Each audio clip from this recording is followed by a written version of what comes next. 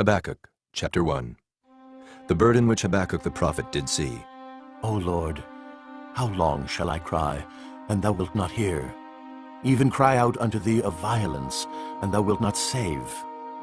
Why dost thou show me iniquity, and cause me to behold grievance?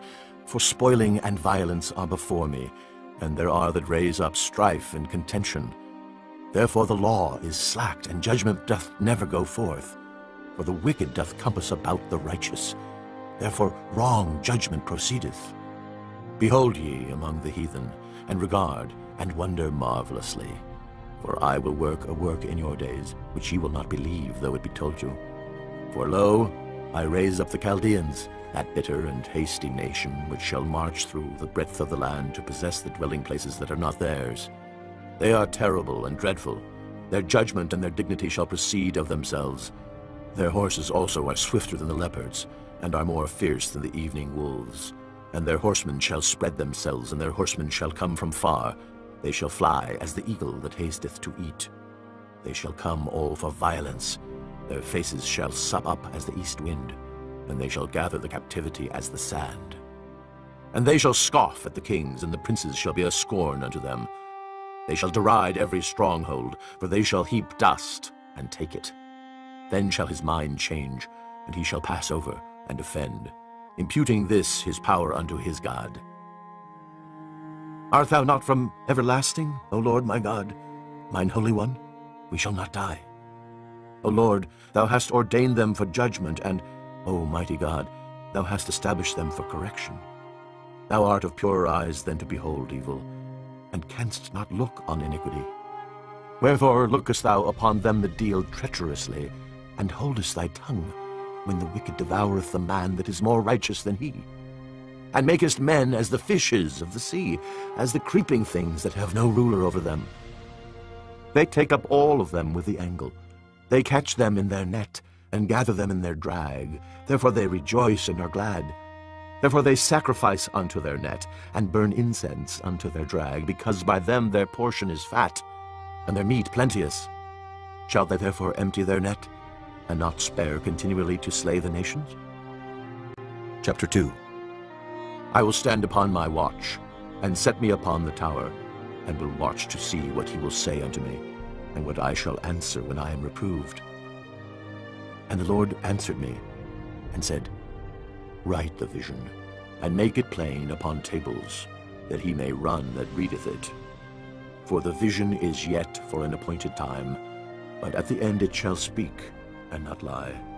Though it tarry, wait for it, because it will surely come, it will not tarry. Behold, his soul which is lifted up is not upright in him, but the just shall live by his faith.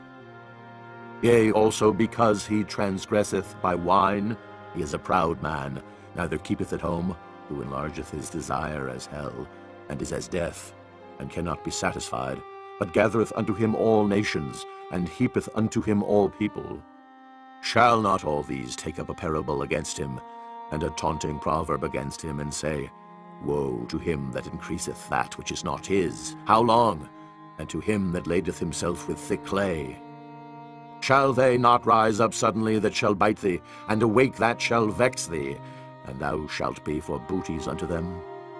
Because thou hast spoiled many nations, all the remnant of the people shall spoil thee, because of men's blood, and for the violence of the land, of the city, and of all that dwell therein.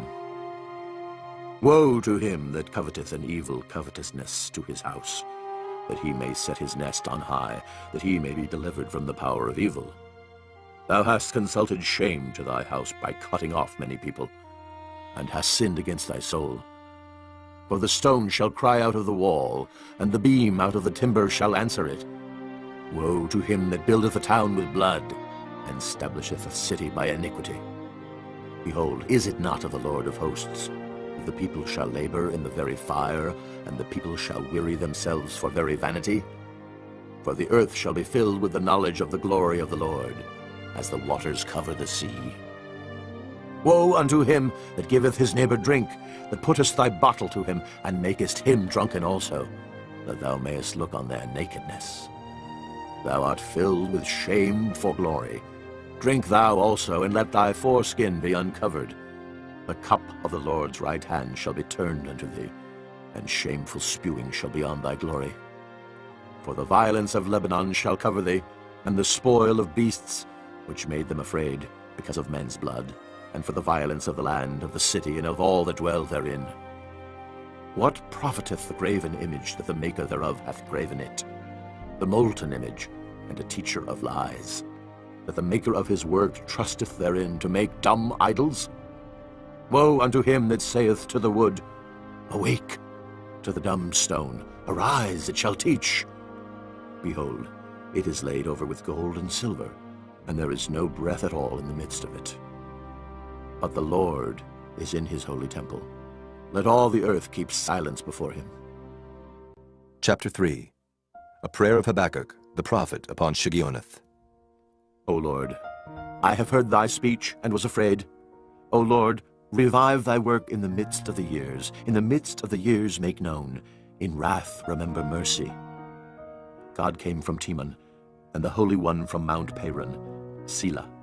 His glory covered the heavens, and the earth was full of his praise. And his brightness was as the light. He had horns coming out of his hand, and there was the hiding of his power. Before him went the pestilence, and burning coals went forth at his feet. He stood and measured the earth. He beheld and drove asunder the nations, and the everlasting mountains were scattered. The perpetual hills did bow. His ways are everlasting. I saw the tents of Cushan in affliction, and the curtains of the land of Midian did tremble. Was the Lord displeased against the rivers? Was thine anger against the rivers? Was thy wrath against the sea, that thou didst ride upon thine horses and thy chariots of salvation? Thy bow was made quite naked, according to the oaths of the tribes, even thy word. Selah. Thou didst cleave the earth with rivers. The mountains saw thee, and they trembled. The overflowing of the water passed by. The deep uttered his voice, and lifted up his hands on high. The sun and moon stood still in their habitation. At the light of thine arrows they went, and at the shining of thy glittering spear. Thou didst march through the land in indignation. Thou didst thresh the heathen in anger. Thou wentest forth for the salvation of thy people, even for salvation with thine anointed. Thou woundedst the head out of the house of the wicked by discovering the foundation unto the neck. Selah. Thou didst strike through with his staves the head of his villages. They came out as a whirlwind to scatter me. Their rejoicing was as to devour the poor secretly. Thou didst walk through the sea with thine horses, through the heap of great waters. And I heard my belly trembled. My lips quivered at the voice. Rottenness entered into my bones, and I trembled in myself that I might rest in the day of trouble. When he cometh up unto the people, he will invade them with his troops. Although the fig tree shall not blossom, neither shall fruit be in the vines, the labor of the olive shall fail, and the field shall yield no meat. The flock shall be cut off from the fold, and there shall be no herd in the stalls. Yet I will rejoice in the Lord. I will joy in the God of my salvation. The Lord God is my strength, and he will make my feet like hinds' feet, and he will make me to walk upon mine high places. To the chief singer on my stringed instruments.